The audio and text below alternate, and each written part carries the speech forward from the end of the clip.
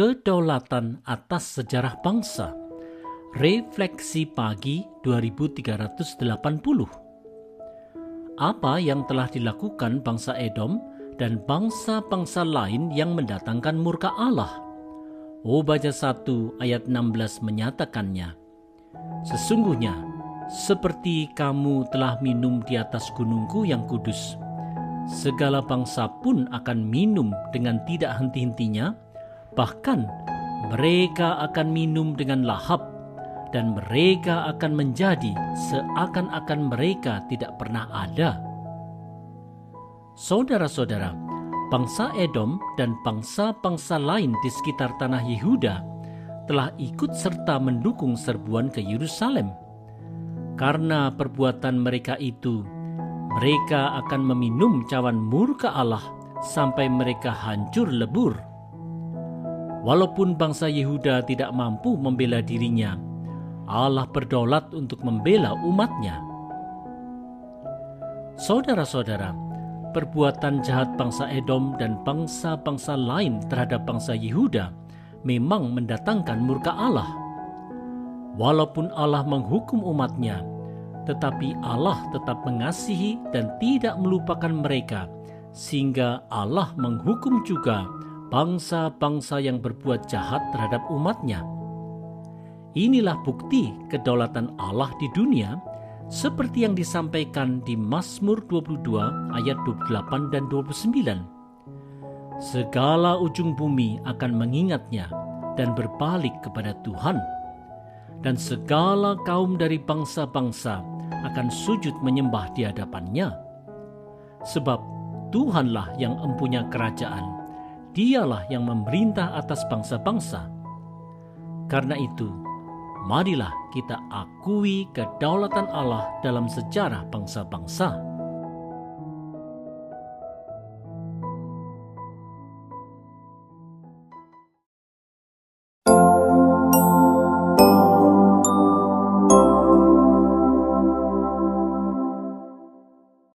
Sang Pemberi Keluputan. Refleksi pagi 2381. Bangsa Edom dan bangsa-bangsa di sekitar Yehuda lainnya memang akan dihukum Tuhan karena mereka telah berbuat jahat terhadap bangsa Yehuda. Apa yang akan terjadi dengan bangsa Yehuda? Inilah nubuat Nabi Obadya di Obadya 1 ayat 17. Tetapi di Gunung Sion akan ada orang-orang yang terluput, dan gunung itu akan menjadi tempat kudus, dan kaum keturunan Yakub akan memiliki pula tanah miliknya. Saudara-saudara, di dalam kehendak Tuhan, bangsa Yehuda memang mengalami penindasan, bahkan ada yang harus melarikan diri dari Yerusalem. Meskipun demikian, orang-orang keturunan Yakub ini akan diluputkan Tuhan dan akan kembali memiliki tanah di Yehuda. Saudara-saudara, bangsa Yehuda memang telah berdosa kepada Allah, sehingga Allah menghukum mereka dengan tujuan supaya mereka sadar dan bertobat. Meskipun bangsa Yehuda sering keras hati dan tegar tengkuk, Allah tidak melupakan dan tidak membuang bangsa Yehuda dari hadapannya. Pada waktunya, Allah akan memberi kelepasan dan mengembalikan bangsa Yehuda ke tanahnya. Apa yang dinubuatkan Nabi Obadya ini pastilah terjadi sesuai dengan apa yang dikatakan Tuhan. Pelajaran dari masa lalu ini haruslah dicamkan oleh kita semua di masa kini. Di dalam kasih-Nya, Tuhan ingin supaya kita selalu hidup dalam ketaatan kepada Tuhan melalui jalan pertobatan dalam Yesus Kristus.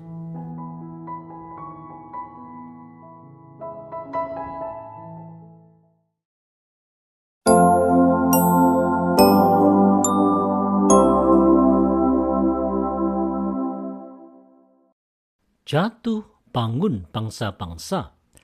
Refleksi pagi 2382. Apa nubuat Nabi Obadja tentang bangsa Israel dan bangsa Edom? Mari lihat Obadja 1 ayat 18. Kaum keturunan Yakub akan menjadi api, dan kaum keturunan Yusuf menjadi nyala api, dan kaum keturunan Esau menjadi tunggul gandum. Mereka akan membakar dan memakan habis sekaliannya, dan dari kaum keturunan Esau tidak ada seorang pun yang terlepas, sebab Tuhanlah yang berfirman demikian. Saudara-saudara, bangsa Edom pada waktu itu memang terlihat kuat sehingga mereka merendahkan bangsa Yehuda. Hanya saja di dalam kehendak Tuhan, bangsa Edom akan dihancurkan oleh orang Yahudi. Tuhan sajalah yang memang mengatur jatuh bangun dari bangsa-bangsa di dunia. Saudara-saudara, setelah menyadari akan kekuasaan Allah atas bangsa-bangsa, Asaf menuliskan Mazmur 77 ayat 15 dan 16. Engkaulah Allah yang melakukan keajaiban. Engkau telah menyatakan kuasamu di antara bangsa-bangsa. Dengan lenganmu Engkau telah menebus umatmu, Bani Yakub dan Bani Yusuf. Di dalam kedaulatannya, Allah menyelamatkan umat pilihannya, yaitu bangsa Israel, setelah memberikan penghukumannya. Di dalam kedaulatannya juga, Allah menghukum dan menghancurkan bangsa Edom.